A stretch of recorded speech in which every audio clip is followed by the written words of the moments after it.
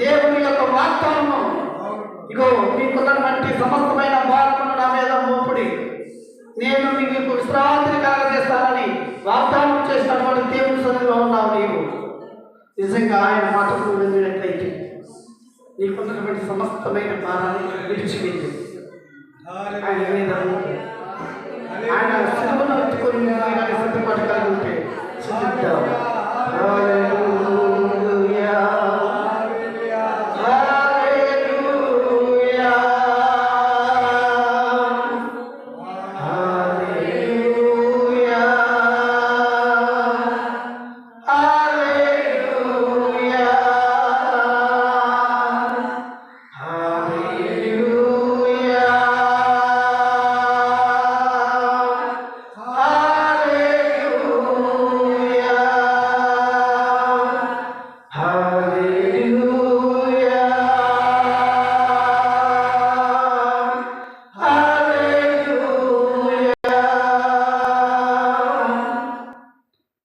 నిత్యము కోట్లాడించుతాడు. పరిశుద్ధుడు పరిశుద్ధుడిని కనపరచబడుతున్నాడు. మా పండుగ తండ్రి, నీ ప్రజలమైన మమ్మల్ని ఈ లోకంలోనైనా ఇంతకాలం కాచి కాపాడి సజీవముగా క్షేమముగా జీవింపచేసిన విధానం బట్టి మీకు స్తోత్రాలు తండ్రి. అయ్యా, ఈ దినమును చూడడానికి ఎంతో మంది మరణమనే నిద్రలు జారిపోయి ఉండగా నా పట్ల మీ యొక్క ప్రణాళిక ఉండబట్టి నా ద్వారా ఈ లోకంలో మీరు చేయవలసినటువంటి పని ఏదో మిగిలి ఉన్నది కనుకనే నేను ఈరోజు సజీవంగా జీవించి ఉన్నాను. ప్రభా, ఆయన ఎందుకు నిమిత్తము మీరు నన్ను బ్రతికించి ఉన్నారు. ఆ మర్మమును తెలుసుకొని నాయన మీరు నాకు అప్పగించబడినటువంటి పని ఈ లోకంలోనికి నన్ను మానవుడిగా రప్పించుటకు, కానీ ఈ లోకంలో నాకు ఒక కుటుంబ వ్యవస్థను ఇచ్చి ఈ లోకంలో ఇప్పటి వరకు నేను సజీవంగా జీవించి ఉన్నానంటే నేను చేయవలసినటువంటి పని ఇంకా ఏదో మిగిలి ఉన్నది. అవును ప్రభువా, నరుని యొక్క జీవము మరణము నీ స్వాధీనంలో ఉన్నదని నీ లేఖనాలు సెలవిస్తున్నాయి. ప్రభువా, నేను బ్రతకాలన్నా చనిపోవాలన్నా అది నా ఇష్టం కాదు, అది కేవలం ఆయన నీ చిత్తమే. మీరు మమ్మల్ని ఎందుకు బ్రతికించుకున్నారో ఈరోజు నేను తెలుసుకొని నీ లేఖనాలను పరిశీలించి నీ మాటలను నాని జ్ఞాపకం చేసుకొని మేము ఈ లోకంలో జీవించడానికి గల కారణం ఏమిటో, ఇంకా ఎందుకు మేము ఈ లోకంలో సజీవంగా ఉన్నామో ఈరోజు నాయన మేము నీ లేఖనాల ద్వారా పరిశీలన చేసుకొని పరీక్షించుకొని అటు లేఖనం ఆధారంగా మా జీవితాలను మార్చుకొని మా కుటుంబాలను కట్టుకొని మాకున్నటువంటి సమస్తమైన ఈ లోకానుసారమైన బాధల నుండి, బలహీనతల నుంచి, రోగముల నుంచి, వ్యసనముల నుంచి, ఆయన ఇబ్బందుల నుంచి, ఇరుకుల నుంచి తప్పించుకొని నీ యొక్క ప్రణాళికను, నీ యొక్క చిత్తమును నెరవేర్చుటకు మా మనసు నీ వైపు తిప్పుటకు సహాయం దయచేయమని పరిశుద్ధాత్మదేవ మీరు మాకు ఆదరణకర్తగా ఉన్నారు. కుమారుడైనటువంటి నజరేయుడైన యేసుక్రీస్తు మాటలను మాకు జ్ఞాపకం చేసి సృష్టికర్త అయిన తండ్రి యొక్క చిత్తం ఏమిటో మేము ఈ రోజు ఆయన తెలుసుకొని ఆ ప్రకారంగా ఆయన మనం జీవిస్తూ మాకు అప్పగించబడినటువంటి పనిని మేము తొదముట్టించేటప్పుడు మాకు దయచేయమని ఇటు ప్రార్థన ద్వారా మీరే ఘనత, మహిమ, ప్రభావము పొందుకోమని నజరేయుడైన యేసుక్రీస్తు నామం పేరిట అడిగి వేడుకొనుచున్నాను మా పరమ తండ్రి. ఆమేన్. హల్లెలూయా, హల్లెలూయా, హల్లెలూయా. దయచేసి కూర్చున్నాం.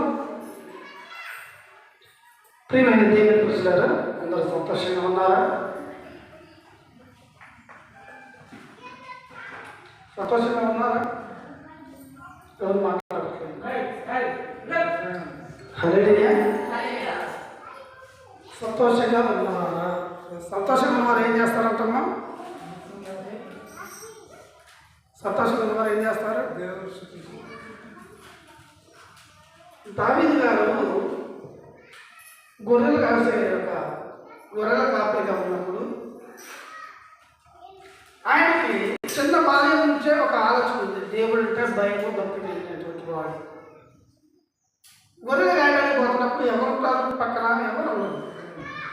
తనలో ఆ దేవుడి గురించినటువంటి భయం కానీ, భక్తి కానీ తనను సంతోషపరుస్తుందంట దినదినం. అప్పుడు ఏం చేసేవాడంట? ఏం చేశాడమ్మ?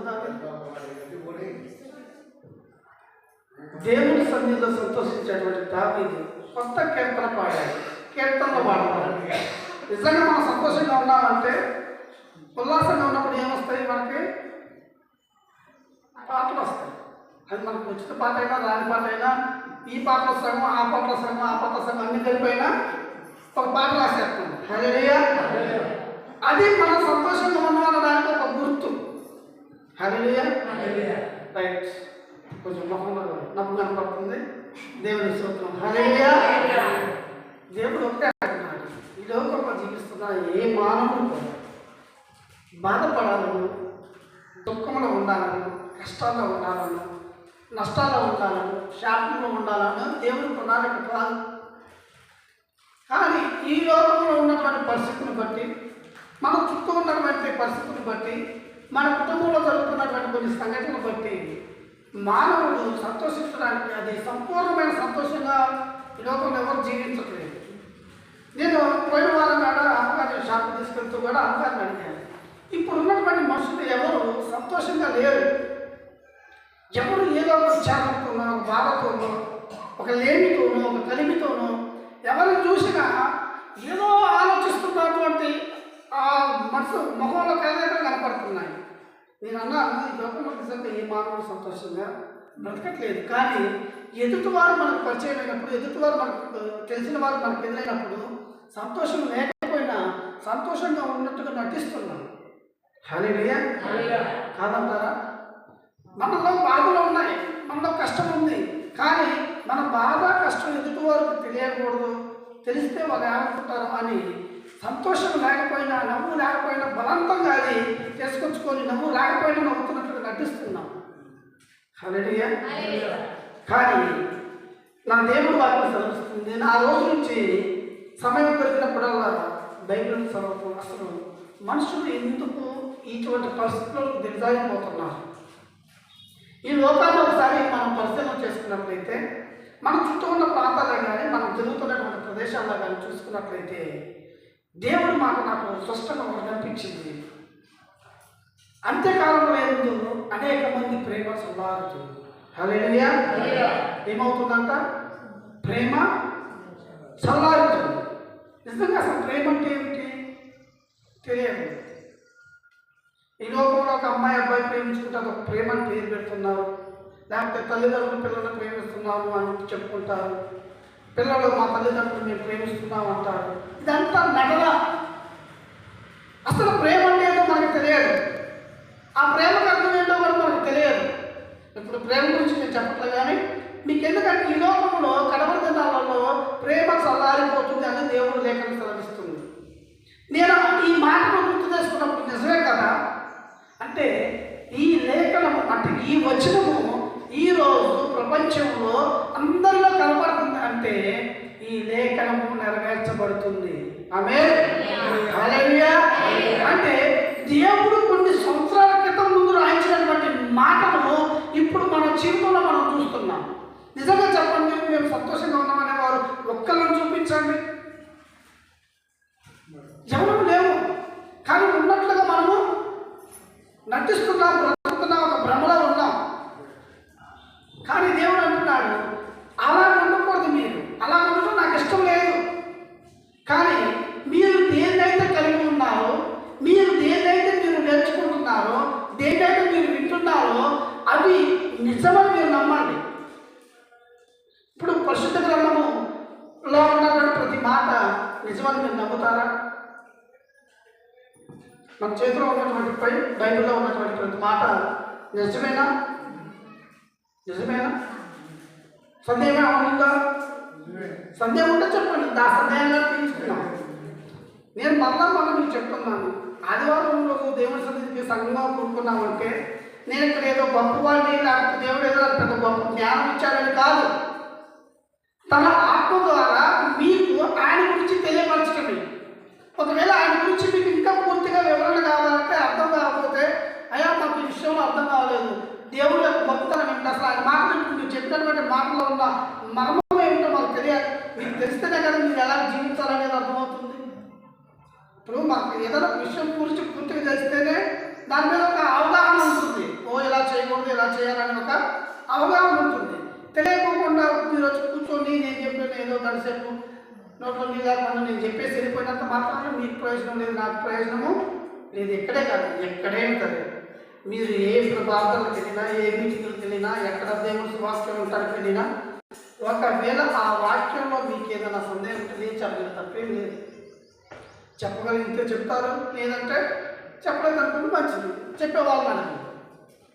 హల్లెలూయా. ఈరోజు మనము పాపంలో ఉన్నటువంటి ప్రతి మానవుని ఆయన ఆ పాపము నుంచి విడిపించడానికి తన అద్వితీయ కుమారుడైనటువంటి నజరేయుడైన యేసుక్రీస్తుని లోకానికి పంపించాడు. ఎందుకు పంపించాడు? దేవుడు లోకము ఎంతో హల్లెలూయా ప్రేమ నిస్వార్థమైనది, ప్రేమ ప్రతిఫలం ఆశించదు, ప్రేమ సమస్తమును సహించుకుంటుంది, ప్రేమ అన్నిటినీ ఓర్చుకుంటుంది. ఇది నిజమైన ప్రేమ. ఈ ప్రేమ గురించి దేవుని చిత్తమైతే నేను మీకు వచ్చే వాళ్ళందరూ ఇంకా క్లుప్తంగా చెప్తాను. ఈ ప్రేమ కలిగినటువంటి దేవుడు సృష్టి ప్రారంభంలో నుంచి మానవుడు ఎప్పుడైతే తప్పిదం చేసి దేవుడి మాటను ధిక్కరించి పాపములు పడిపోయాడు, ఏదైనా తోటలో నుంచి గెట్టివేయబడ్డాడు, అప్పటి నుంచి ఈ మానవుడి పట్ల దేవుడికి ఒక ఆలోచన ఉంది. అతను శిక్షించాలా? శిక్షించకూడదు. కానీ శిక్షించదాము అంటే ఏమో ఆయన ఆత్మ కలిగి ఉన్నటువంటి మానవుడు. శిక్షించకుండా ఉంటే బుద్ధి రాదు, మారు మనసు రాదు. వారు చేసినటువంటి తప్పిదం ఏమిటో, వారు చేసినటువంటి క్రియలు ఏమిటో వాళ్ళకి తెలియదు. ఇప్పుడు ఒక పిల్లగాడు చెడ్డ పని చేశాడు అనుకోండి, చెడ్డ పని చేసినా మనం ఏం మాట్లాడుకోకుండా ఉంటే వాడు ఏం చేస్తాడు? ఈరోజు ఈ పని చేస్తాడు, ఇంకో రోజు దీనికంటే ఇంకా ఎక్కువైన పని చేస్తాడు. ఈరోజు ఒకరు కొట్టాడు, ఆయన మరి ఏం కాదు మనోడు సర్ది చెప్పుకొని మనం వెనకేసుకొని వచ్చాడు అనుకుంటే ఏం చేస్తాడు? చంపేస్తాడు. హల్లెలూయా. ఇటువంటి స్వభావం కలిగినటువంటి మానవుడి పట్ల దేవుడు ఏం చేయాలి? మీరైతే ఏం చేస్తారు? దండించాలి, బుద్ధి చెప్పాలి. ఈ దండించాలి, బుద్ధి చెప్పాలి అంటే మానవుడి పట్ల దేవుడికి ఒక నూతనమైన స్వభావం రావాలి. దానినే కృప అంటారు. హల్లెలూయా. కృప. ఈ కృప అనేది పాత నిబంధన కాలం నుంచి మనకు కొనసాగుతుంది. ఈ కృప లేకపోతే మనము ఈ లోకంలో పాపులుగానే ఉంటాం, మన పరిశుద్ధులుగా మార్చబడం. అందుకనే ఆయన కృపామయుడై, హల్లెలూయా, ఆయనకు ఒక మరి ఒక పేరు ఏమిటి? కృపామయుడు. ఈ మానవులందరి పట్ల ఆయన కృపను చూపిస్తున్నాడు. ఎందుకంటే శిక్ష ఉంది, దండించే విధానం ఉంది. దండించే విధానం ఉన్నప్పటికీ బుద్ధి చెప్పడానికి ఈ కృపను ఉపయోగిస్తున్నాడు ఆయన. అట్లానే ఆయన కృప చూపిస్తున్నాడు కాబట్టి ఏ శిక్ష లేదు అనుకోవద్దు. ఈ కృప ఎందుకంటే నీకు నువ్వుగా తెలుసుకొని నువ్వు చేసినటువంటి అన్యాయం ఏమిటో, అక్రమం ఏమిటో, ఎదుటి వాళ్ళు నువ్వు ఎలా ఈ లోకంలో జీవించావో నిన్ను నువ్వు పరిశీలన చేసుకొని మారు మనసు పొందడానికి ఉపయోగపడటానికి. హల్లెలూయా. అంతేగాని నిన్ను శిక్షించి తప్పించడానికి కాదు. ఈ కృపను నువ్వు పొందుకుంటున్నప్పుడు ఈ కృప ద్వారా నిన్ను పరిశీలన చేసుకోవాలి. ఎదుటి వారిని కాదు నువ్వు పరిశీలించేది, మనకు మనముగా పరిశీలన చేసుకొని దేవుడు నేను పాపినైనప్పటికీ, నేను ద్రోహినైనప్పటికీ, నేను అపనమ్మకంలో ఉన్నప్పటికీ, అవిశ్వాసంలో ఉన్నప్పటికీ, దేవుడు మాటకు లోబడినప్పటికీ దేవుడు నా పట్ల ఎందుకు ఈ కృప చూపించాడంటే నాలో ఆయన ఏదో కొత్తదనం కోరుకుంటున్నాడు. ఆయన నన్ను శిక్షించే అధికారం ఉన్నప్పటికీ శిక్షించకోకుండా ఇంకా కృప చూపిస్తున్నాడు, నన్ను బ్రతికిస్తున్నాడు అంటే నేను ఏదో చేయాలని ఆయన ఆశపడుతున్నాడు. హల్లెలూయా అని గ్రహించేవారు ఎవరైతే ఉంటారో వారే కృపకు ప్రాప్తులు అవుతారు. గ్రహించుకోకుండా ఉంటే జీవితాంతం అలాగే ఏం కాదులే అని చూస్తూ ఉన్నాడు, నేను చేస్తూ ఉంటానంటే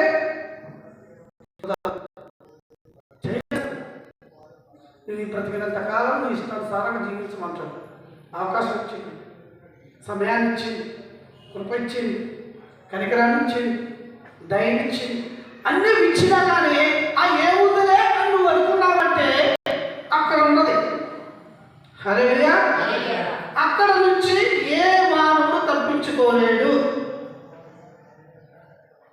ఏ మానవుడు తప్పించుకోలేడు. అందుకనే నువ్వు ఆ శిక్షలకు పోకుండా ఉండాలని నువ్వు బ్రతుకున్నప్పుడు ఆయన ఇక్కడ కృప చూపిస్తున్నాడు. ఆ కృపను నువ్వు నిర్వర్తకం చేస్తావనుకో, కృపని వ్యర్థం చేస్తావనుకో, నిన్ను కాపాడుతున్న లోకంలో ఎవరి వల్ల కాదు. హల్లెలూయా. చూద్దాం విలాప వాక్యములు. విలాప వాక్యములు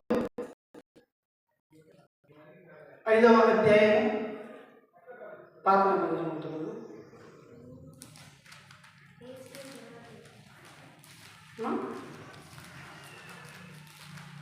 ఇర్మియా పత్రం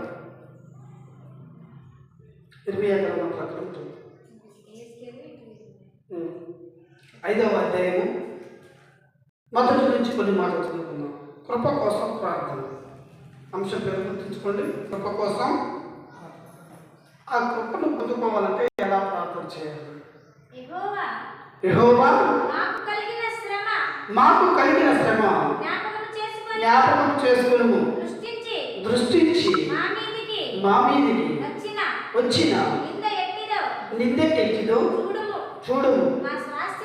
మా స్వాస్థ్యము పరదేశుల వశమాయను, మా ఇండ్లు అన్యుల స్వాధీనమాయను. మేము దిక్కులేని వారము, తండ్రి లేని వారము, మా తల్లులు విధవరాండ్రైరి, ద్రవ్యమిచ్చి నీళ్లు తాకివి, క్రయమునకు కట్టెలు తెచ్చుకుంటేవి, మమ్మును తరుమువారు మా మెడల మీదికి ఎక్కి ఉన్నారు. మేము అలసట చెంది ఉన్నాము. విశ్రాంతి అన్నది మాకు లేదు.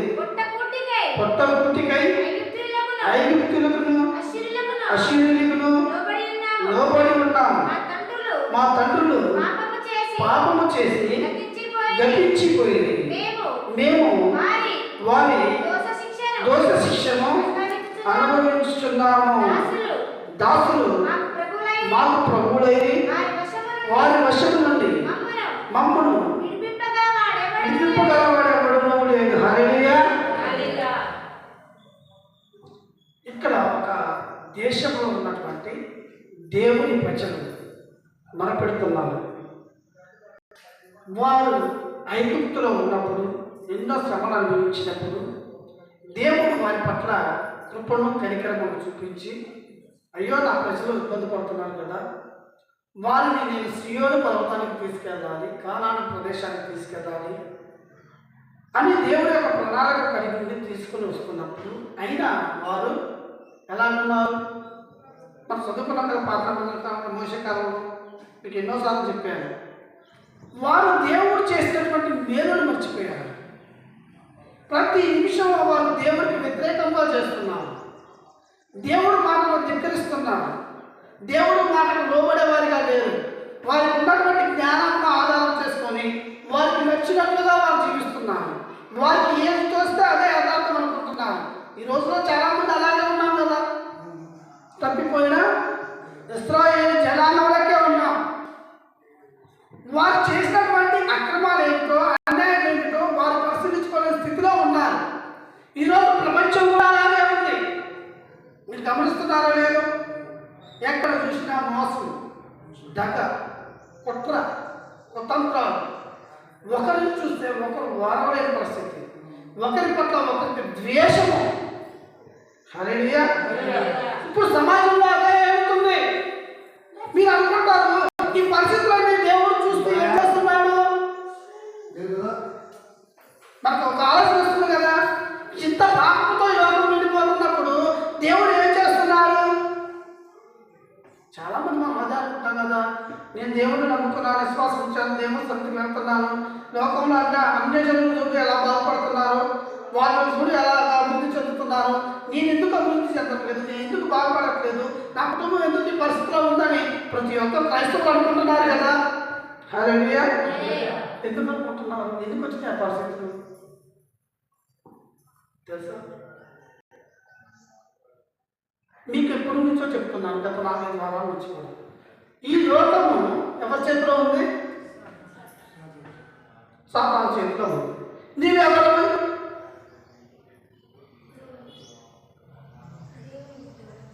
నజరేయుడైన యేసు క్రీస్తు నా సొంత రక్షకుడని, ఆయన నా పాపాల నిమిత్తం శిలువలో మరణించిందని, ఆయన నాకు తన స్వరతం ఇచ్చి కొన్నాడని ఒక నమ్మకంతో, విశ్వాసంతో దేవుడు బిడ్డగా బ్రతకడానికి ప్రయత్నిస్తున్నవాడు. బిడ్డలు కాదు, కావాలని ఆశపడి ప్రయత్నిస్తున్నవాడివి. అలా ఉండడానికి ప్రయత్నం చేస్తున్నావు. లోకంలో నిన్ను నువ్వుగా సరి చేసుకుంటున్నావు. అబద్ధం ఆడకూడదు, పదార్థాలను మనం పాటించడానికి, ఆయన మాటలను మనం వినడానికి, ఆయన మాటల ప్రకారంగా జీవించడానికి ప్రయత్నం చేస్తున్నాం. మనందరం పరిశుద్ధులు పరలోకం కాదు, పోవాలని ఆశ ఉంది. ఆయన పోవడానికి ఇక్కడ మనం సరి చేసుకుంటున్నాం. ఇప్పుడు ఈ లోకం ఏముంది? మీరు చెప్పినట్టు అపవాది.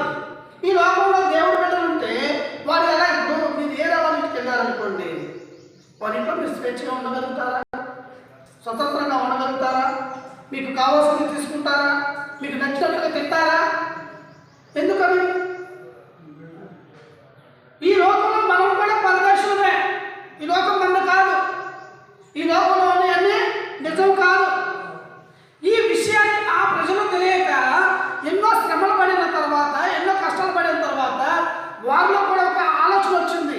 ఇన్ని సమస్యలు మనం ఎదుర్కొంటున్నామంటే, ఇన్ని కష్టాలు మనం పడుతున్నామంటే, ఇంత మనకి అవమానం జరుగుతుందంటే, శత్రువులు మన మీద దండేస్తున్నారంటే, శత్రువులు మనల్ని పరిపాలిస్తున్నారంటే, వారు నిన్న మొన్నటి దాకా వారు ఊసుకాడలేదు, ఈరోజు వారు మన మీద పెత్తనం చేస్తున్నారంటే మనలో ఏదో ఒకటి తక్కువగా ఉన్నది. హల్లెలూయా. అది ఏం తక్కువగా ఉన్నదంటే, దేవుడు కను దృష్టి మన మీద లేదు, దేవుడు మనసు మన వైపు తిరగడం లేదు, దేవుడు మన గురించి పట్టించుకోవడం లేదు అని ఒక ఆలోచన రావాలి. ఎందుకంటే మనకు యొక్క స్థితిగతులు వెనకాల ఎలా ఉన్నాయో మనం పరిశీలించుకునేటువంటి సమయం. అందరం దేవుడు వాక్యం ఏం చెప్తుంది? నీతిమంతుడు ఒక్కడూ లేదంటుంది, పరిశుద్ధుడు ఒక్కడూ లేదంటుంది. మరి పరిశుద్ధుడు లేదు, నీతిమంతుడు లేడు, ఆ రాజ్యానికి పరిశుద్ధుడు నీతిమంతులు ఎత్తబడతారని కదా.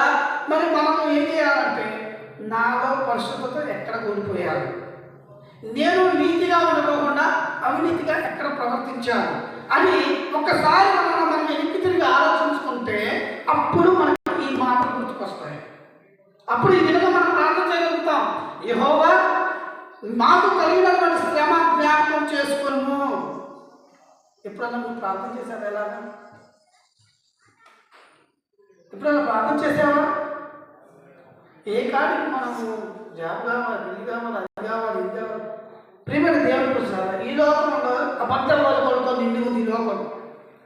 మళ్ళా చెప్తున్నా, మనకున్నటువంటి ప్రామాణికం ఏంటంటే బైబిలే. బైబిల్లో ఉన్న వచ్చినవే మనకు ఆధారం. ఎవరో ఏదో చెప్పారని, ఎవరో ఏదో అన్నారని, అలా చేస్తే ఇది వస్తుంది, ఇలా చేస్తే అది వస్తుందని ఆశపడకండి. శ్రమల కోసమే క్రైస్తవులు. శ్రమలను ఎదుర్కోవడానికి, జయించడానికి, వాటి నుంచి తప్పించుకోవడానికి, వాటిని ఎదిరించుకోకుండా, వాటిని జయించుకోకుండా, వాటిలో నేను అసలు దూరంలో శ్రమలు నాకు అవసరం లేదనుకుంటే, ఈ లోకసారిగా లోక అధికారైనటువంటి అపవాది అయితే నీకు ఏ శ్రమలు పెట్టడు, ఏ కష్టం పెట్టడు, ఏ ఇబ్బందులు ఉండవు. ప్రశాంతంగా నువ్వు ఏదైతే కావాలనుకుంటున్నావో అది తీసుకొచ్చి నీ ముందు పెడతావు. హల్లెలూయా. వాడిని ముందు పెడతాడు. నీకు అవసరం ఉన్నది ప్రతి ఒక్కటి వాడు నీ చేతికి అనుకరించి నువ్వు కష్టపడ అవసరం లేదు. వాడి పక్కన ఉండి పనికి మన ఆలోచనలన్నీ నీకు ఇస్తుంటాడు.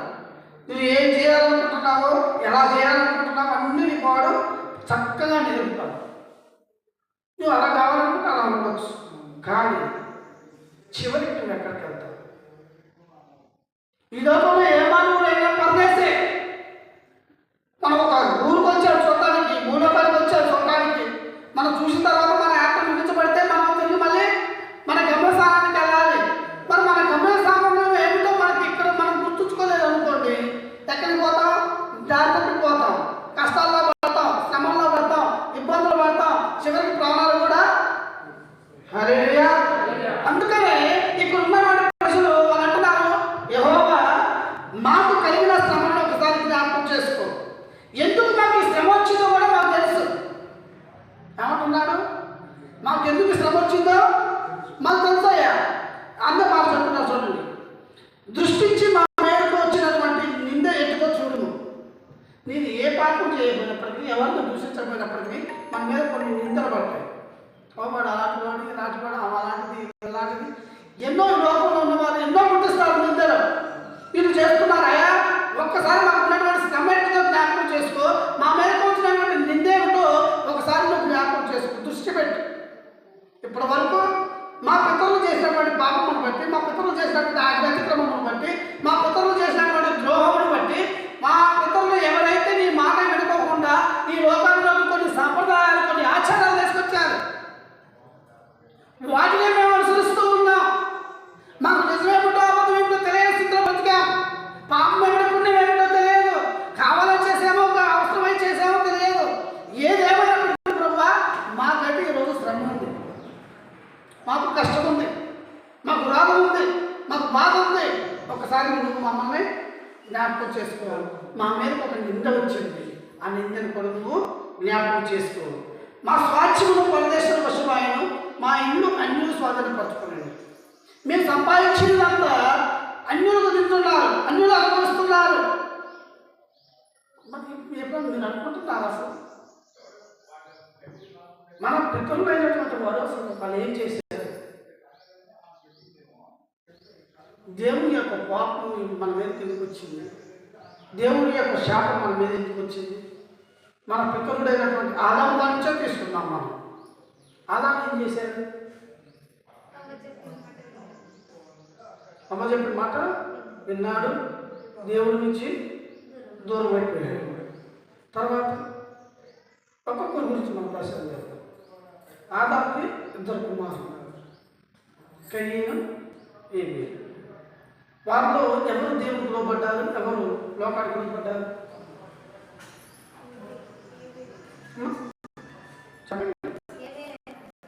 దేవుడికి లోబడ్డారు, లోకానికి లోబడ్డారు. లోకానికి లోబడినటువంటి కయీనులో ఏ స్వభావం ఉంటుంది? దుష్టత్వం, అసూయ, కక్ష. ఇవన్నీ పక్కన ఉన్నటువంటి లోకంలో ఉన్నటువంటి అపవాది చేశాడు. అన్ని కయీనుకి నేర్పాడు. అన్నింటినీ కయీనుకి నేర్పేం చేశాడు? నీకంటే గొప్పవాడు నీ తమ్ముడు.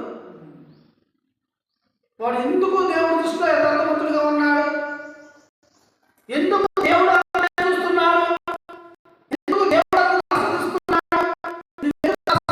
లేదు అంటే దేవుడు పక్షపాతం చూస్తున్నాడు. దేవుడు నిజంగా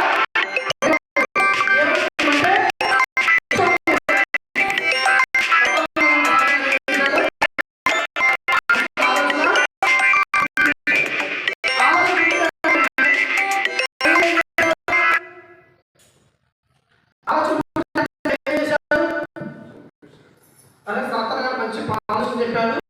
నేను చేసినది తప్పు, నాలో అసూయ ఉండకూడదు, కక్ష ఉండకూడదు, పగ ఉండకూడదు అని పశ్చాత్తాపం చెందాడా? ఇది నిజమే కదా.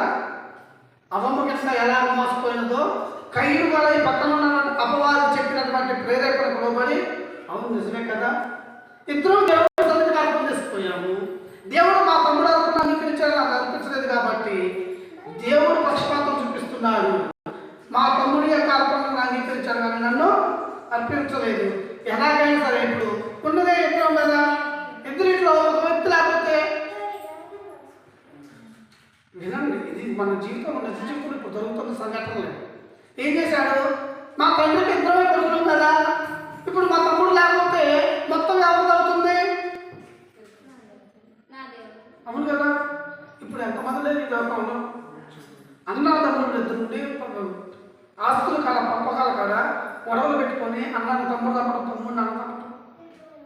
ఇప్పుడు ఈ మాట మీకు అర్థం కావడం లేదా? ఆయన చెప్పినటువంటి ఆ మాట ఉన్నటువంటి ప్రజల్లో ఉన్నటువంటి స్వభావము, కయ్యంలో ఉన్నటువంటి స్వభావము ఇప్పుడు కూడా ఈ భూమి మీద ఉన్నటువంటి మనుషులే ఉన్నది అంటే మార్పు వచ్చిందా? మార్పు వచ్చిందా? మార్పు. అందుకని ఇక్కడ ఆయన అంటున్నాడు, మా పితరులు చేసినటువంటి ద్రోహం వలన, మా పితరులు చేసినటువంటి శాపాల వలన ఈ రోజు మేము శ్రమ అనుభవిస్తున్నాం. నేను కూడా ఆ పని చేయకూడదని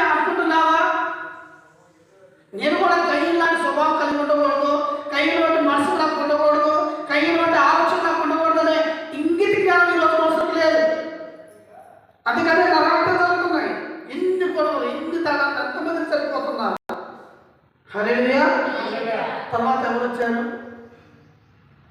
హేబెలుకు ప్రతిగా దేవుడు మరి ఒక కుమారుని ఇచ్చాడు. అతని పేరు షేతు.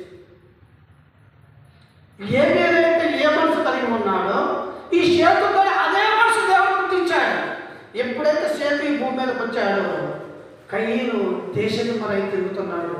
షేతు దేవునిని ఆరాధించడం ప్రారంభించాడు. హల్లెలూయా. ఇప్పుడు ప్రారంభమైంది కృప. అప్పుడు ప్రారంభమైంది కృప. ఎప్పుడైనా సరే నిజంగా నువ్వు దేవుడి కృపను పొందుకోవాలనుకుంటే యేసుక్రీస్తు వారు వచ్చిన తర్వాత ఆయన కృపను విస్తరింపజేశాడు. కానీ ఎప్పుడైనా నువ్వు ఆ దేవుడి కృపను నువ్వు పొందుకోవాలంటే కృపను పొందుకోవడానికి నేను అర్హుడునా? అర్హత ఉన్న వాళ్ళకి ఏదైనా ఇస్తారు, కానీ అర్హత లేని వాళ్ళకి ఎవరైనా ఇస్తారా? లోపడుతున్న వాళ్ళనే ప్రేమిస్తారు, కానీ తిరుగుబాటు చేసే వాళ్ళని ప్రేమిస్తారా? మాట ఇదామాన్ని మెచ్చుకుంటారా? మాట ఎన్నో కూడా మెచ్చుకుంటారా? చిన్న ఒక ఉపమానం చెప్తారు. ఒక తండ్రికి ఇద్దరు కొడుకులు ఉన్నారు. పెద్ద కొడుకు, చిన్న కొడుకు ఉన్నారు. పెద్ద కొడుకుని పిలిచి, మరి పెద్దోడా పొలానికి నీళ్ళు కట్టాలా, నువ్వు మధ్యాహ్నం వెళ్ళి పొలానికి నీళ్ళు కట్టాను. సరేనా వెళ్తా. చిన్నోని పిలిచి, వాడు వెళ్తాడు వెళ్ళడాలి. చిన్నోని పిలిచి, చిన్న మధ్యాహ్నం పొలానికి నీళ్ళు కట్టాలి లేదా? వీడు ఏమన్నాడు? నువ్వు పోను, నేను పోను అన్నాడు. జాగ్రత్తగా వెళ్ళాడు. పెద్దోడు పోతా అన్నాడు, కానీ మర్చిపోయి పోలా. చిన్నోడు పోను అని పోయి నీళ్ళు కట్టొచ్చింది. ఇప్పుడు ఎవరి మాటకి ఎవరిలో పడ్డట్టు? పోను అన్నాడు కదా తండ్రితో, పోను అన్నాడు కదా. ఇప్పుడు మనం చేసేది అదే కదా. ఒకసారి ఆలోచించండి, మనం చేసేది అదే కదా. దేవుడు ఉన్నాడు, దేవుడు సర్వశక్తిమంతుడు, సర్వజ్ఞాని, సర్వవ్యాపకుడు, సమస్తం చేయగలడు, ఏదైనా చేయగలడు అని చెప్తున్నామంటే మనము ఆయన మాట విన్నట్లుగా ఉంటున్నాం, కానీ పాటిస్తున్నాము. పెద్ద కొడుకు స్వభావమే కదా మంది. పోతా అంటున్నాం, నేను దేవుడు అంటున్నా అంటున్నా, బాప్తిసం తీసుకుంటా అంటున్నా, నేను సన్నిధికి వెళ్తా అంటున్నా, కానీ చెప్పింది చేస్తున్నావా? ఆయన చెప్పింది చేస్తున్నావా? మరి ఇప్పుడు మనం నమ్మకమైన వాళ్ళు ఎలా అవుతాం? యథార్థవంతులు ఎలా అవుతాం? దేవుడి దృష్టికి మనం నీతిమంతులు ఎలా ఎంచబడతాం? ఆయన కృపకు మనం ఎలా మాత్రం అవుతాం? నువ్వు చెప్తున్నా చేయడం లేదు. వారు తెలియకపోయినప్పటికీ కూడా వాళ్ళు దేవుడికి భయపడుతూ, దేవుడికి లోబడుతూ, దేవుడి మాటలకు శ్రద్ధ చూపిస్తున్నారు. హల్లెలూయా. ఈరోజు చూసుకుంటే మన గురించి మనం చెప్పుకుంటే మీకు అందరూ సెల్ ఫోన్ ఉన్నాయి కదా, చూస్తారా సాక్ష్యాలు? సెల్ ఫోన్ సాక్ష్యాలు చూస్తున్నారా? యేసుక్రీస్తు వారు ఎందుకు వచ్చిందాము? యేసుక్రీస్తు వారు ఎందుకు వచ్చింది? చెప్పండి, పర్వాలేదు, మీకు తెలిసింది చెప్పండి. మన పాపాలను తీసేయడానికి, ఇంకా సువార్త ప్రకటించడానికి, ఇంకా ఇంకా తండ్రి చిత్తాన్ని నెరవేర్చడానికి, పర్లోక రాజ్యాన్ని భూమి మీద తీసుకురావడానికి, ఈ భూమి మీద మనుషులు అన్ని ఒక్కొక్కళ్ళ గురించి చెప్తాను. ఈ మధ్యన కొత్తగా క్రైస్తవులు యేసుక్రీస్తు వారు ఎందుకు వచ్చారు కొన్ని సాక్ష్యాలు ఉంటే మీకు అర్థమవుతుంది.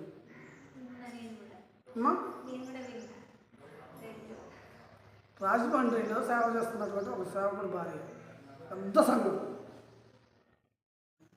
ఆ పేరు గారు చెప్పేస్తా, పర్వాలేదు, ఎవరు నిన్నా పర్వాలేదు, ఈ వీడియో ఎవరైనా షేర్ చేసినా పర్వాలేదు.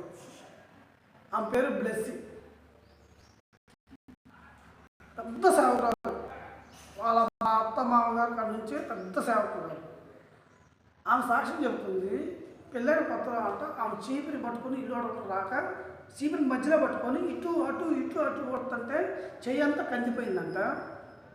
యేసుక్రీస్తు వారి పక్కకు వచ్చి బ్లెస్సి బ్లెస్సి అని పిలిచి ఏంది ప్రభు అంటే, నువ్వు చీపురి చివరిలో పట్టుకొని ఊడిస్తే నీకు చేయగలదు, నువ్వు మధ్యలో పట్టుకొని ఊడుస్తున్నావు కాబట్టి చేయగలిగిన. అసలు ఏమన్నానండి అసలు? వీళ్ళు క్రైస్తవులా? వీళ్ళు దేవుని విశ్వాసులా? దేవుని సేవకులా? ఏం చేస్తున్నారండి క్రైస్తవులు? ఏం తీసుకెళ్తున్నారు? మీరు దేవుడి మాటలు బోధించే వాళ్ళై, దేవుడి వాక్యానికి లోబడేవారు అయి ఉండి మనం వింటున్నాం, చెబుతున్నాం, కానీ మనము చేయాలా? ఆ పెద్ద కుమారుడు ఎలా ఉన్నాడో ఈయన కూడా అదే స్వభావం. చెప్పే మాటకి చేసేదానికి ఇంకొక సాక్ష్యం ఉంటుంది మీకు. పర్వాలేదు, ఏమైనా కానీ అన్నింటిని స్థిరపడి ఉన్నా. ఇంకొక ఆమె చెప్తుంది, రేపు పొద్దున్న ఆదివారం చర్చికి వెళ్ళాలి ప్రభువా అని. సాయంత్రం వంట చేస్తుంటే అన్నం వండగానే గ్యాస్ అయిపోయిందంటే. మీరు సెల్ ఫోన్లో చూడండి ఎన్ని కనపడతాయి. ఒకవేళ వాళ్ళ అడ్రస్ కనుక మీకు ఏమైనా చెప్తే వాళ్ళు ఎక్కడ మీకు కనపడితే చెప్పు తీసుకుంటానండి, తప్పే లేదు. యేసుక్రీస్తు వారు వచ్చింది గ్యాస్ తీయటానికి, పొయ్యి తీయటానికి, చీపురు పట్టుకొని నేర్పించడానికి, పక్కన కూరగాయలు కొనడానికి, లేకపోతే గోంగూర పచ్చళ్ళు తీయటానికి కాదు. ఏం చేస్తున్నారండి? ఎన్ని తీసుకెళ్తున్నారు? వాళ్ళు నయం, వాళ్ళు దేవుడు భయపడుతున్నారు. వాళ్ళకి ఏం తెలియదు, సత్యం ఏమిటో తెలియదు, దేవుడు అంటే ఏమిటో తెలియదు, కానీ వాళ్ళకి ఒక భయం ఉంది. వారికి తెలియని దాన్ని ఆరాధిస్తున్నారు. తెలియకపోయినా పొద్దున్నే ఉపాసాలు ఇష్టపడుతున్నారు. వాళ్ళని చూస్తే సిగ్గు రావట్లా, బుద్ధి రావట్లా. ఏం చేస్తున్నాం మనం? చెప్తున్నాం, మనం చేయట్లేదు. వాళ్ళు చెప్పట్లేదు కానీ చేస్తున్నారు. వాళ్ళకి తెలుసు, ఏదో మా తాత తండ్రులు పెట్టుకున్నారు కాబట్టి మేము దాన్ని ఆరాధిస్తున్నాం, దాన్ని సాంప్రదాయంగా పోతున్నాం, ఒక పద్ధతిగా నడుపుతున్నాం అని వాళ్ళకి ఒక ఆలోచన ఉంది. నువ్వేడిపోతున్నావు, నీ పోగడేటు. ఆమెకు అన్నం అనుకుందంట, కూర అనుకునేట గ్యాస్ అయిపోయిందంట. ప్రభువా, నేను పొద్దున్నే చర్చికి వెళ్ళాలి, నాకు గ్యాస్ అయిపోయింది, నేను ఏం చేస్తానో తెలియదు, నా పొద్దున్న కల్లా గ్యాస్ కావాలంటే 8 గ్యాస్ పడుతుంది.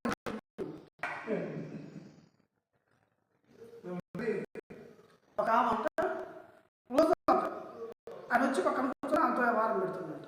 యేసుక్రీస్తు వారు వచ్చి ఆ పక్కన కూర్చొని వ్యవహారం పెడుతుందంట. ఒకరోజు అంట వచ్చిందంట, భర్త ఆఫీస్ భవన ఆయన వచ్చిందంట. వచ్చి అమ్మ దా మనం కూర్చొని వ్యవహారం పెడదాం అన్నాడంట. వినండి, మీరు ఈ సాక్ష్యాలు వింటే నాకు నిజంగా వాళ్ళు ఎదురుగా కనపడితే చెప్పు తీసుకొని అనాలనిపించింది.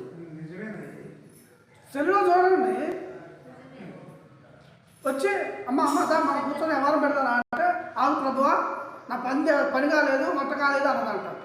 ఓహో, అయితే నీకు వంట కాలేదమ్మా, ఆగానే పర్లోకం నుంచి 2 దూతలు పిలిపించుకున్నట్టు. 2 దూతలు పిలిచి మీరు వంట చేయండి అని ఆమెతో వ్యవహారం పెట్టుకొని కూర్చున్నట్ట. ఏం చేయాలండి? ఏం చేయాలి? ఇంకొక ఆమంట రోజు కూరగాయల మార్కెట్కి ఆయన తీసుకొని పోతుందంట. ప్రభా నేను రాయంటే రోజు కూరగాయల మార్కెట్కి రా, నాకు తక్కువ రేటుకి ఇప్పి అని రోజు ఆయన మార్కెట్కి తీసుకెళ్తుందంట. ఏదన్నా ఒకరోజు ఆయన పిల్లలు మార్కెట్కి పోతే కూరగాయలు దొరకమంట. ఎందుకంటే ఆమె అలవాటు చేసినగా. ఏం చేయాలి అసలు? ఈ విధంగా క్రైస్తవాన్ని ఫస్ట్ పట్టిస్తున్నటువంటి మనము ఈ తెగులు, ఈ కృపను పొందుకునేదానికి అర్హులు కాదు. నువ్వు మాట ఇస్తున్నావు కానీ ఆ మాట ప్రకారంగా జీవించలేక పోతున్నావు కాబట్టి దేవుని కృపను పొందుకోలేకపోతున్నావు. ఇక్కడ వాళ్ళు మొదలుపెట్టుకుంటున్నారా, మమ్మల్ని ఒకసారి జ్ఞాపకం చేసుకో, మా కష్టాన్ని జ్ఞాపకం చేసుకో, మాకు వచ్చినటువంటి నిందను జ్ఞాపకం చేసుకో. ఎవరు తీసుకొచ్చింది నిందే? నీ అక్రమం తీసుకొచ్చింది, నీ అన్యాయం తీసుకొచ్చింది, నీ ఆలోచన తీసుకొచ్చింది, నీ బుద్ధి తీసుకొచ్చింది. నీకు దేవుడు నిందలు పడ్డవాడా, అమర్చేవాడా, నిన్ను కష్టపెట్టేవాడా?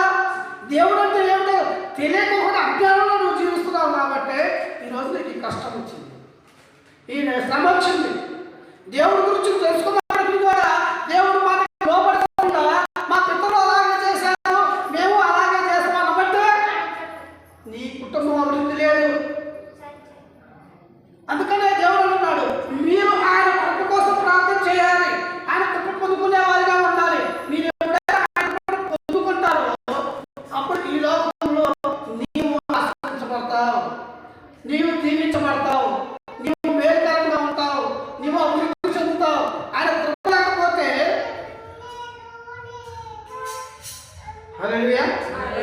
ఒక పాట ఉంది కదా, నీ కృపలేని క్షణము, నీ దయలేని క్షణము, నేను జీవించలేను యేసయ్యా, యేసయ్యా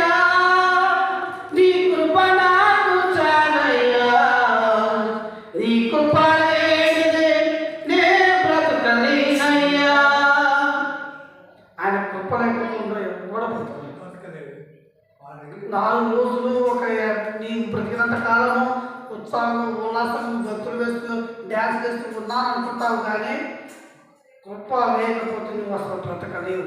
ఇప్పుడు బ్రతుకుతున్నటువంటి బ్రతుకు కాదు. క్రైస్తవులకు తెలిసినటువంటి మర్మం ఇదే. ఈ లోకంలో ఉన్న వాళ్ళందరూ అనుకుంటారంటే బ్రతికినంత కాలం మేము చాలా సంతోషంగా బ్రతికాము, ఉన్నతంగా బ్రతికాము, నలుగురికి తెలియకుండా బ్రతికాము, 4 గోడల మధ్యలో బ్రతికాము, నా మనసులో నచ్చినట్లుగా బ్రతికాలని తృప్తి పొందుతారు. కానీ క్రైస్తవుడికి ఉన్నటువంటి మర్మం ఏమిటంటే ఈ లోకంలో బ్రతికినటువంటి బ్రతుకు కాదు, ఇంకొక బ్రతుకు ఉంటుంది మనకి. హల్లెలూయా. అందుకని మత్తయి సువార్తలో దేవుడు వారికి స్పష్టంగా ఉంటుంది, ఈ లోకంలో మనుషులకు మీరు భయపడకండి. మరి ఎవరికి భయపడాలా? నీ శరీరమును ఆత్మను నశింపజేయగలిగినటువంటి వాడు ఉన్నాడు. ఆయన గురించి తెలుసుకో, ఆయనకు భయపడు.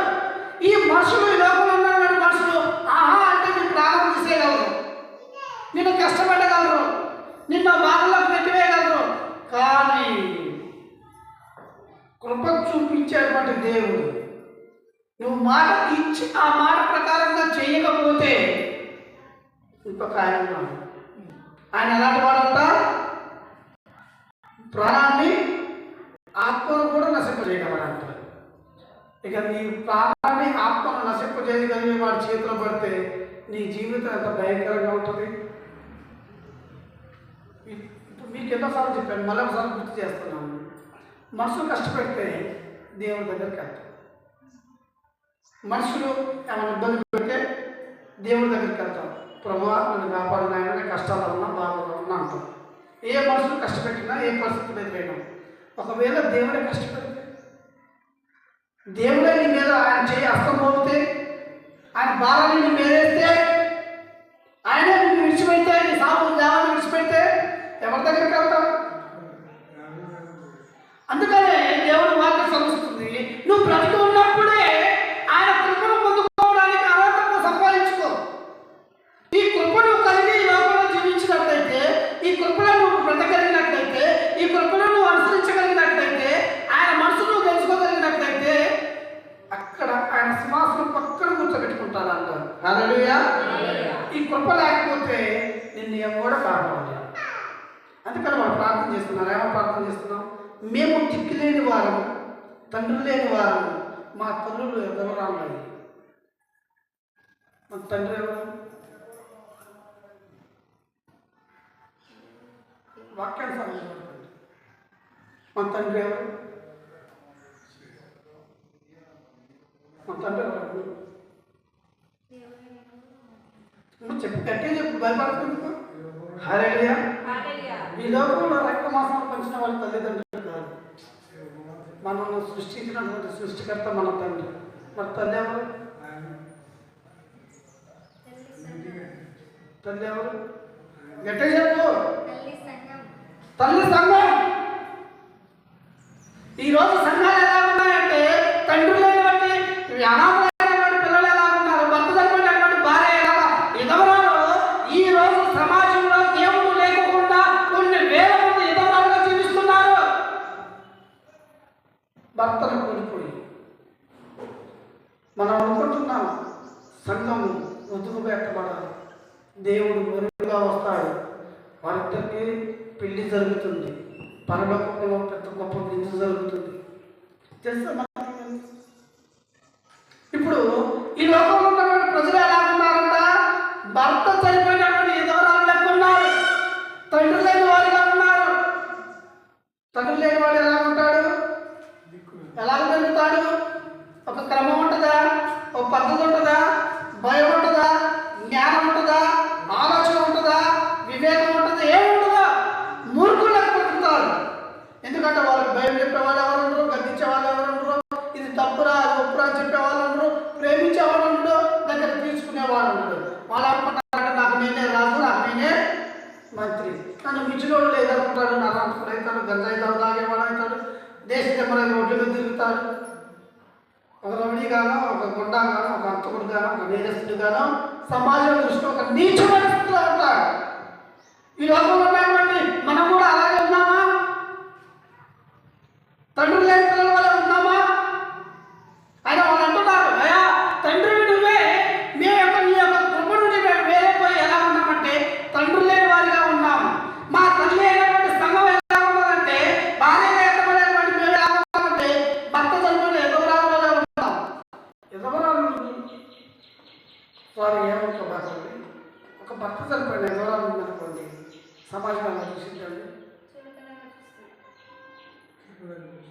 నేను చెప్పకూడదు అనుకోను, కానీ నేను చెప్తే కానీ అర్థం కాదు. ఏ శుభకార్యానికి రాని పొద్దున్న వాళ్ళ మొహం చూడటానికి ఇష్టపడరు. వాళ్ళు ఎదురుపడితే తెచ్చుకుంటారు, అసహించుకుంటారు, శాపనార్థాలు పెడతారు. ఇది ఒక వ్యక్తి. ఇంకో వ్యక్తి సమాజంలోకి ఎక్కడికి వెళ్ళి నాకు చిన్న చూపు చూస్తారు. సమాజంలో కొన్ని వేల తల్లి వాళ్ళని ఇంకొక మరొక చూపుతో చూస్తారు. ఎందుకంటే ఎవరు లేరు, భర్త లేడు కాబట్టి ఎవరు ఆమెకి తోడు ఉండదు, ఎవరికి చెప్పుకోలేదు, ఏం చేయలేదు, చేతన స్థితిలో ఉంటుంది. ఆమె బలహీనమైనది, ఆమెను ఏమైనా చేయొచ్చు అనుకునే ఒక ఆలోచన ఉంటుంది సమాజం. ఇప్పుడు ఈ లోకంలో ఉన్న ప్రజలు మనం కూడా అలాగే ఉన్నాము. అదే కదా సాధారణ చేస్తుండ్రు. వీళ్ళు తండ్రి లేని పిల్లలు ఉంటారు, భర్త లేనటువంటి ఎదురాలు ఉన్నారు. వీళ్ళని ఎలాగైనా నేను మోసం చేయవచ్చు, ఎలాగైనా నేను వాడుకోవచ్చు, ఎలాగైనా లోపరచుకోవచ్చు. లోపడట్లేదా? వాడి చేతిలో వాడబడట్లేదా? మనమే వాడబడుతున్నాం. ఇప్పుడు మీకు చెప్పిన సాక్ష్యాలని ఎవరు చదివిస్తున్నారు? వాడు అపవాదం సాధారణ కదా, మమ్మల్ని లోపరుచుకొని మిమ్మల్ని వాడు ఎత్తుకొని వాడి ఆలోచన పంపిస్తున్నాడు. అంటే ఇప్పుడు మనం తల్లి తండ్రి లేనటువంటి ఒక విధవరాలు ఎలా ఉంటుందో, తండ్రులు లేని పిల్లలు ఎలా ఉంటారో అలా పరిస్థితిలో ఉన్నాం.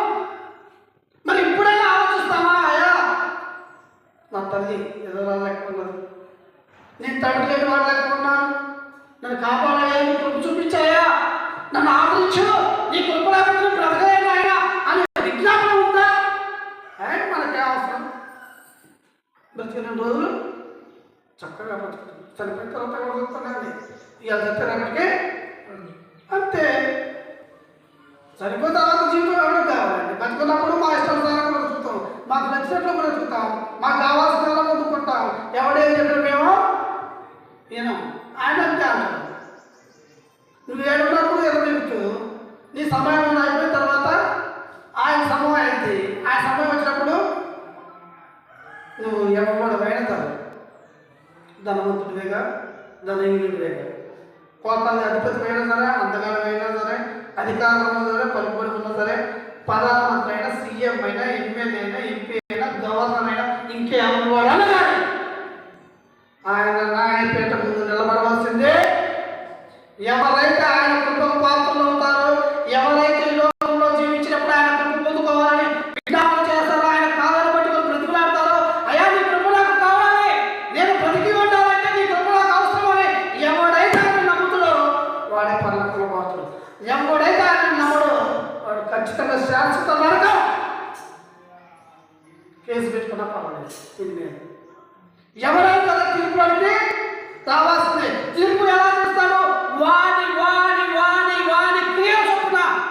నువ్వు అబద్ధం ఆడావా, నేరం చేసావా, ద్రోహం చేసావా, నరహత్య చేసావా, వ్యభిచారం చేసావా, ఇంకా ఏం చేసినా అదంతా నీ వెనకాలనే వస్తుంది. హల్లెలూయా. అందుకని ఆయన అంటున్నారు చూడండి, ఏదో వచ్చారు, మా తండ్రులు పాపం చేసి గతించిపోయి మేము వారి దోష శిక్షణ అనుభవిస్తున్నాం. ఈరోజు సమాజంలో ఎంతమంది తల్లిదండ్రులు చేసినటువంటి అక్రమాలను బట్టి, అన్యాయం బట్టి, పాపమును బట్టి ఈరోజు వారి పిల్లలు ఎంత చిత్రహింసలు పడుతున్నారు. మనం నమ్ముతున్నప్పుడు మాకు ఎందుకు వస్తుంది కష్టాలు, మాకు ఎందుకు వచ్చినాయి బాధలు, మాకు ఎందుకు వచ్చినాయి కావాలి, మా తల్లిదండ్రులు చేపట్టే అవసరంగా మనకు అన్నారు. వాడు చేసినటువంటి పాపం అంతా మాకు చుట్టుకుంది, వాడు చేసినటువంటి పుణ్యం మాకు వచ్చిందో చెప్పుకుంటావుగా? చెప్పుకుంటావమ్మా? నాకు కష్టం ఎందుకు వచ్చిందంటే మా నాన్న చేసిన మా తల్లిదండ్రులు చేసినటువంటి పాపాలు మాకు గుర్తుకున్నాయి, మాకు అందుకని రోగం వచ్చింది, కష్టం వచ్చిందని చెప్తావా? చెప్తావా లేదా? ఇక్కడ అదే అంటున్నా. ఏం చేస్తున్నారంట?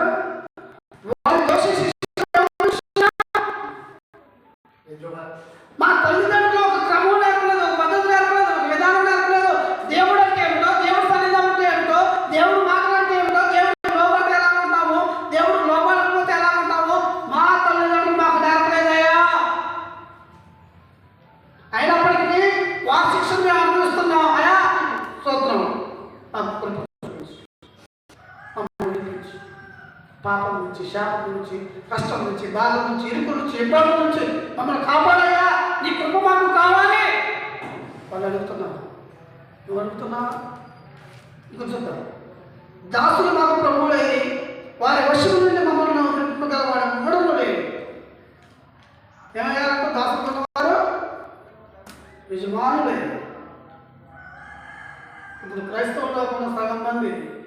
పార్టీ జెండాల కింద పోతున్నారు.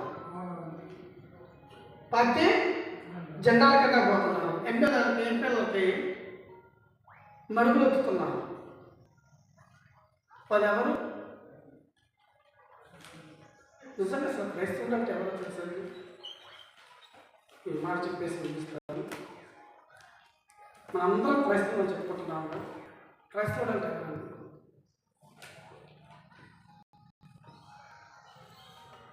చెప్తాను.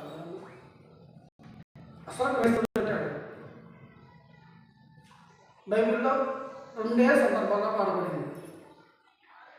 అపోస్తల కార్యాలు 2వ అధ్యాయంలో సత్యం. అపోస్తల కార్యాలు 2వ అధ్యాయంలో వాళ్ళు మేరగదిలో ఉన్నప్పుడు పరిశుద్ధాత్మ అభిషేకం వాళ్ళ మీదకి అగ్ని వంటి నాలుగుగా వచ్చి, అపోస్తల కార్యాలు 2వ అధ్యాయం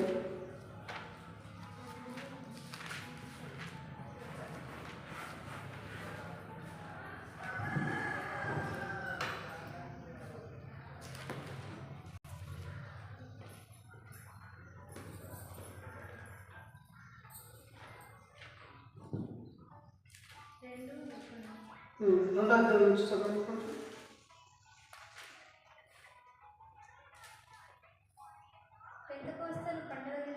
పెంతెకొస్తు పండుగ దినం వచ్చినప్పుడు అందరూ ఒక చోట కూడి ఉండేది.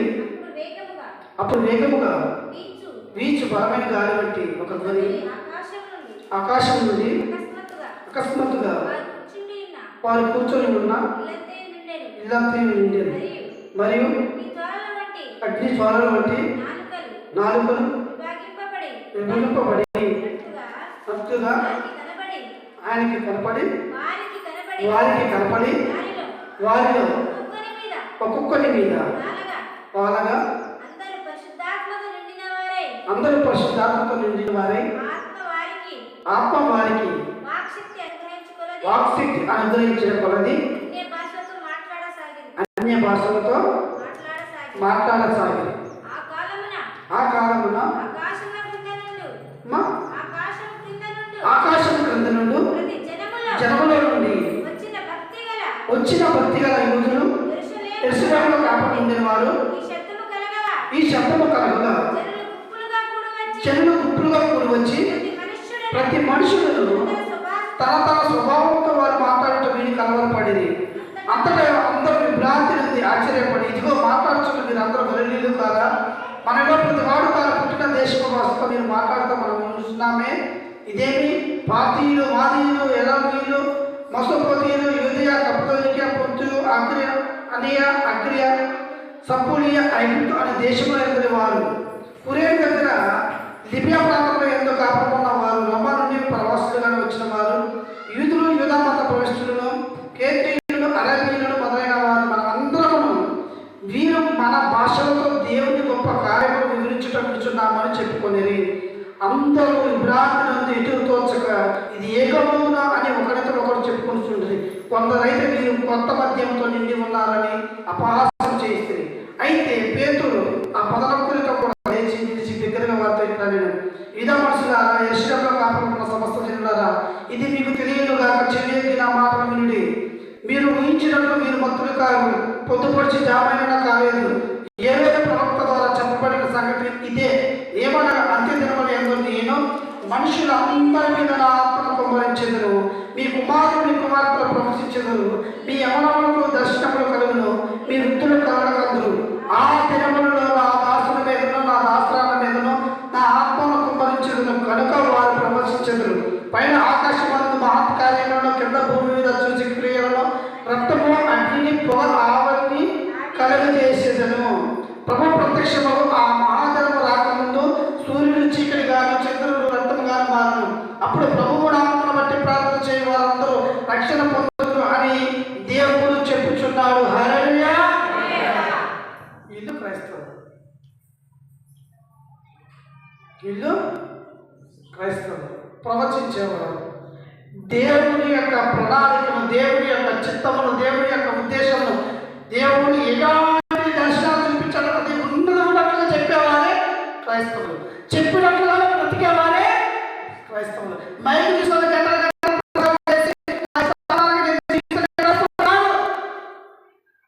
నేను ఏదైనా మాట చెప్తున్నానంటే ఆ మాట చూసారు.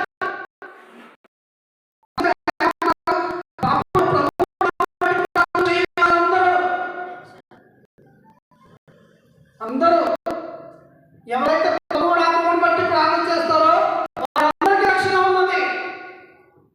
అంతేగాని నీకు నచ్చినట్లుగా, నీకు తోచినట్లుగా, నీకు ఏదో ప్రేరేపణ వచ్చిందని, ఏదో ఆలోచన వచ్చిందని, నేను అప్పటిదాకా నేను ఊహించుకుని అని నిజమని నమ్మి నేను బోధించానుకో, మీతో పాటు నేను మాత్రం బాధపడిన కూడా కానీ చేసుకోతా అగ్నిమనంలోకి. హల్లెలూయా.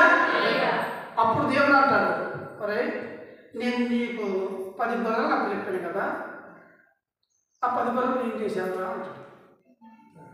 ప్రభువా నేను చెప్పాను, ప్రభువా నీ నామం పేరు నేను చేయాలనుకుంటున్నా, అద్భుతాలు చేసినా, స్వస్థతలు చేసినా, ప్రవచించినా, సాక్ష్యాలు చెప్పినా, నువ్వు చెప్పిన అన్ని నువ్వు చూపించిన నేను చెప్పాను ప్రభువా అంటే, ఇంతకీ నేనేం చెప్పాను నువ్వేం చేసావు? హల్లెలూయా. నేనేం చెప్పాను నువ్వేం చేసావు? నేను చెప్పి నాకు మాట చెప్పు. నేను మనం ప్రతి వారం అడిగేది అదే. పోయిన వారం మనం ఏం చెప్పుకున్నాను చెప్పు. నేను అడుగుతున్నాను, ఆయన అడుగుతున్నాను, నేను నీకేం చెప్పాను, నువ్వేం విన్నావు, ఒకసారి నాకు గుర్తు చేయాలి. అప్పుడు ప్రసంగం చేసుకుని సూపర్ అసలు నా అంత ప్రార్థన పనులు, మా అంత ఐదారు ప్రార్థన పనులు, మా విశ్వాసం అంత ప్రార్థన పనులు, మా సంఘం అంత గొప్ప లేదు. సర్లే మీరు గొప్పలే, ఇంతగా అసలు నేను ఏం చెప్పడం మీరేం చేశారు? సంఘం అంటే ఏంటి మిమ్మల్ని అడుగుతుంది. సంఘం అంటే ఏమిటి? సంఘం అంటే ఏంటి?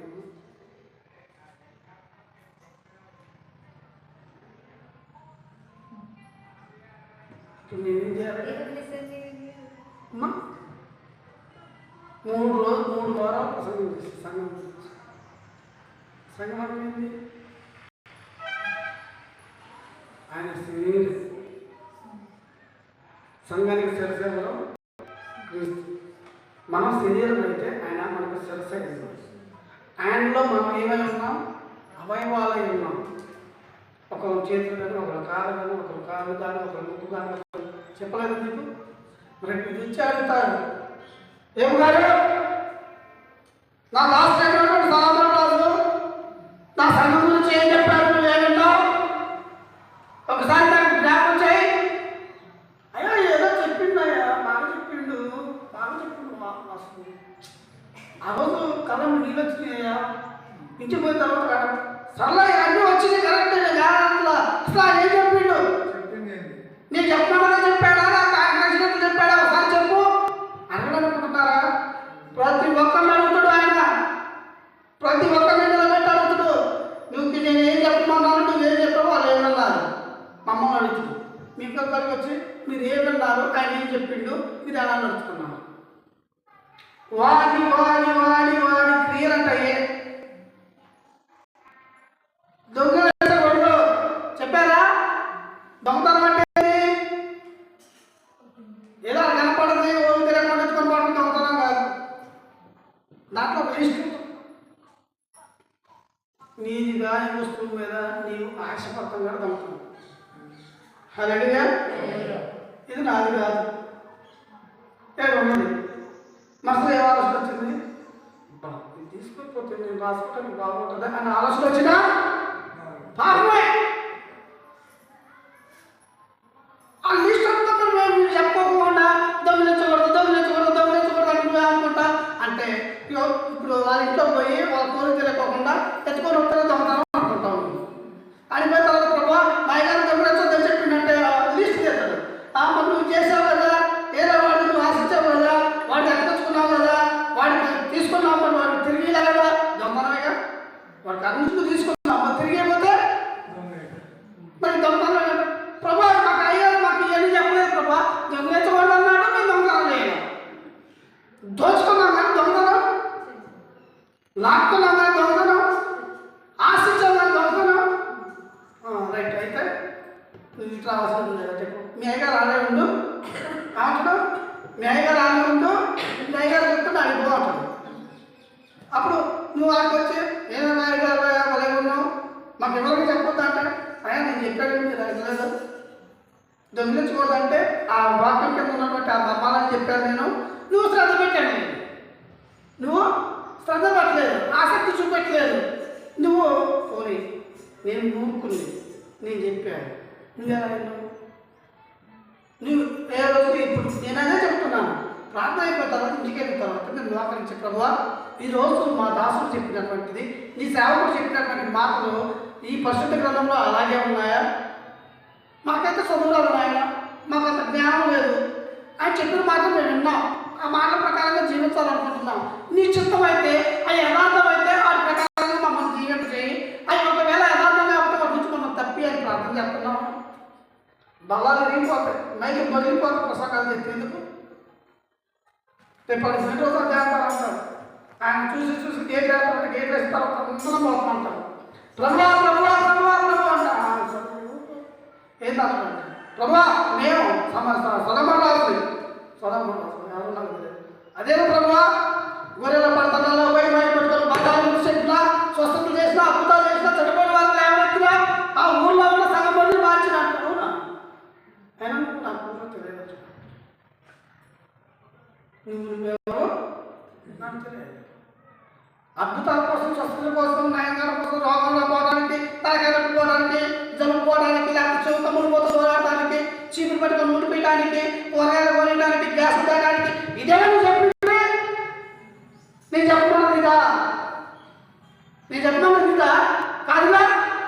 మరి మాల్మోస్ వచ్చిందా?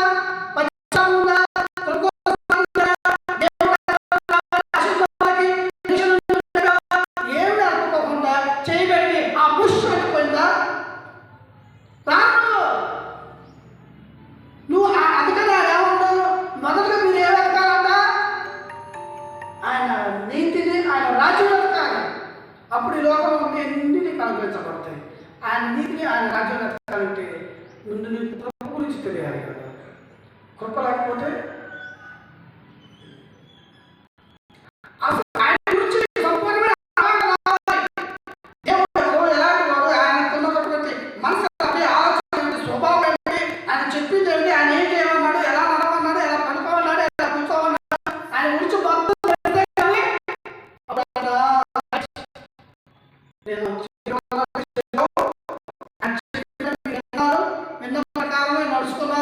నడుచుకున్న ప్రకారమే నిరీక్షణ కలిగి ఉన్నారు. మీ నిరీక్షణ యొక్క ప్రతిఫలమే పరలోక రాజ్యం. హల్లెలూయా. వీటన్నిటికీ మూలం కృప. ఉంటే చాలు, నిన్ను నువ్వు సరి చేసుకుంటావు.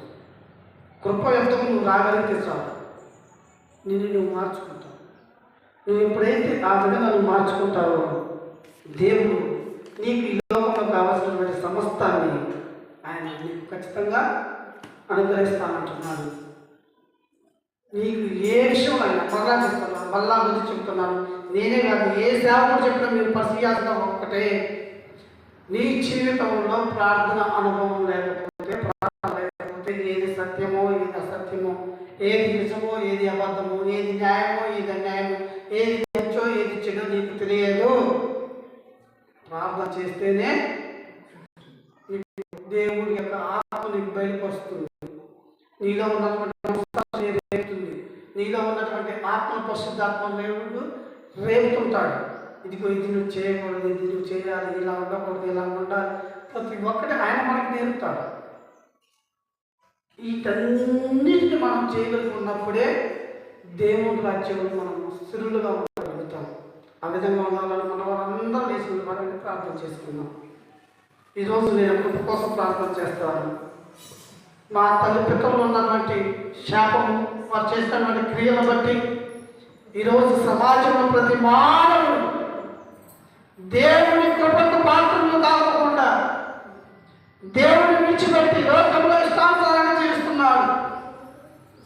మన పితరులు చేసినటువంటి అతిక్రమములన్నిటికీ మనం ఒప్పుకొని, మన పితరులు చేసినటువంటి నేరములన్నిటికీ మనం ఒప్పుకొని, అవును ప్రభువా మా పితరులు నీ మాటలు వినుకోకుండా, నీకు లోపడుకోకుండా, నీ ధర్మశాస్త్రమును పాటించుకోకుండా నాయన నీకు వ్యతిరేకముగాను నాయన నీ ఆత్మకు లోబడకుండా నీ మాటకు లోబడకుండా ప్రభువా వారి యొక్క మనసును బట్టి వారి యొక్క ఆలోచన బట్టి జీవించి ఉన్నారు. వారి నుంచి మేము తరతరాలుగా వస్తున్నటువంటి ఈ జనాంగం అంతా ప్రభావ మేము కూడా వారు నడిచిన మార్గంలో నడవడానికి ఇష్టపడ్డాము. వారి యొక్క ఆలోచనలే మాకు ఆలోచనగాను, వారి యొక్క మాటలే మాకు నాయన వేదవాక్కుగాను ప్రభావ ఈ లోకంలో మేము ఇంతకాలం జీవించి ఉన్నాము. ఈ రోజునైనా నీ మాటల ద్వారా మేము తెలుసుకొని ఉన్నాము. మా పితరులు ఎక్కడైతే తప్పిపోయి ఉన్నారో, ఎక్కడైతే నాయన నీ సన్నిధిని విడిచి ఉన్నారో అప్పటి నుండే మా జీవితంలోనికి శ్రమలు, కష్టాలు, శోధనలు, అవమానములు, నిందలు ఇవన్నీ మా జీవితంలోకి వచ్చి ఉన్నాయి ప్రభా. ఈరోజు మేము తెలుసుకున్నాము వీటన్నిటిని మేము జయించాలి అంటే, వీటన్నిటి నుంచి మేము విడుదల పొందుకోవాలంటే నీ కృప మాకు అవసరం ఉంటుంది. కృపామయమైన మా దేవ, సర్వలోకంలో నాయన నీ కృపను విస్తరింపజేస్తున్నాము. నాయన పితరులైనటువంటి మా పితరులు నాయన ఎప్పుడైతే నీ మార్గం విడిచిపోయి ఉన్నారో, శాపములోను, పాపములోను, నష్టములోను, కష్టములో ఉన్నారో, నీ స్వరూపంలో నీ పోలికలో ఉన్నటువంటి ప్రతి మానవుడు నశించకూడదని, వారి శ్రమలను అనుభవించకూడదని, వారి కష్టాలలో నలిగిపోకూడదని నాయన మా పట్ల కృప చూపించిన దేవానికి స్తోత్రాలు తండ్రి. అట్టి కృపల గురించి మేము తెలుసుకోవక అవగాహన లేక, అట్టి కృప యొక్క ధన్యతను మేము తెలుసుకోక ప్రభువా ఇంకా అజ్ఞానంలో జీవిస్తున్నాం తండ్రి. ఈరోజు నేను నీ సన్నిధికి వచ్చి నీ పాదము పట్టుకొని ప్రభువా గోసాడుతున్నాం. మా తండ్రి తండ్రుల యొక్క శాపాలు మా మీద నుంచి తీసివేయండి. వారి యొక్క అతిక్రమములకు నాయన మమ్మల్ని శిక్షించవద్దు ప్రభువా. అయ్యా మేము నీ కృప పొందుకోవాలని ఆశతో ఉన్నాం. ఆశగల ప్రాణులను తృప్తిపరిచే దేవుడు కనుక శాపం నుంచి, పాపం నుంచి, నష్టం నుంచి తప్పించి సత్యమేమిటో, న్యాయమేమిటో, ధర్మమేమిటో, మేలేమిటో, మంచి ఏమిటో, సంతోషం ఏమిటో నాయన మాకు నేర్పించండి. అది కేవలం అది నీ ద్వారానే సాధ్యమవుతుంది ప్రభు. పరిశుద్ధాత్మ దేవ, నజరేయుడైన యేసుక్రీస్తు వారు ఈ లోకంలోనికి వచ్చి ప్రతి మానవుని పాపము నుంచి విడిపించుటకు, తండ్రి రాజ్యమును స్థాపించుటకు, తండ్రి రాజ్యమును ప్రతి ఒక్క మానవుని అప్పగించుటకు, మనుషులందరి పట్ల కృప చూపించి మా అందరిని ఆయన ప్రేమించి మా అందరి కొరకు ఆయన శిలువలో ప్రాణం అర్పించి ఉన్నాడు. ఆఖరి రక్త బొట్టు వరకు మా కొరకు చెందించి అమూల్యమైన రక్తం చేత మా అందరిని కొనబడి ఉన్నాడు కనుక ప్రభావం ఆయన యొక్క శిలువ యాగము, ఆయన యొక్క రక్తము వృధాపాతం ఉన్నట్లు మా మనసులను మార్చండి. నజరేయుడైన యేసుక్రీస్తు వారు ఏమైతే బోధించి ఉన్నాడో, ఏమైతే నేర్పించి ఉన్నాడో, ఏ కృపణైతే మనం పరిచయం చేశాడో, ఏ కృపణైతే మనం చూపించాడో అట్టి కృపను మేము కలిగి ఉండేందుకు సహాయం దయచేయండి. పరిశుద్ధాత్మ దేవ మీరే సహాయం దయచేయండి. ఇదిగో నాయన తండ్రి లేని అనాథలుగా మేము ఉన్నాం, భర్త లేనటువంటి విధవరాలుగా మేము ఉన్నాం ప్రభు. ఈ లోకంలో అందరూ నాయన చూస్తున్నారు. మేము ఎక్కడ దొరుకుతామా, ఎక్కడ లొంగ తీసుకుంటామా, ఎక్కడ బలహీన పడుతామా, ఎక్కడ మోసం చేద్దామా అని అపవాది వచ్చి ఉన్నాడు తండ్రి. అపవాది చేతుల నుంచి మమ్మల్ని తప్పించండి. అపవాది యొక్క ఆలోచన నుంచి మమ్మల్ని తప్పించండి. వారి యొక్క కంచులో నుంచి మమ్మల్ని తప్పించి నీ రెక్కల చాటున కోడి తన పిల్లలను ఎలాగ భద్రం చేసుకుంటుందో అలాగనైనా మమ్మల్ని నీ రెక్కల కింద చేర్చుకోండి. ఈ లోకంలో మేము జీవించి ఉన్నంత కాలం ప్రభావ నీ రెక్కల నీళ్ళలో సురక్షితంగా జీవించడం కృప చూపించమని ఇటు ప్రార్థన ద్వారా మీరే ఘనత, మహిమ, ప్రభావంలో పొందుకోమని నజరేయుడైన యేసుక్రీస్తు నామ పేరిట అడిగి వేడుకొంచున్నాను మా పరమ తండ్రి. ఆమేన్. హల్లెలూయా, హల్లెలూయా, హల్లెలూయా. ఒక పాడు చదవబడుకుని కృతజ్ఞత దశంభాగా సమర్పించుకుందాం.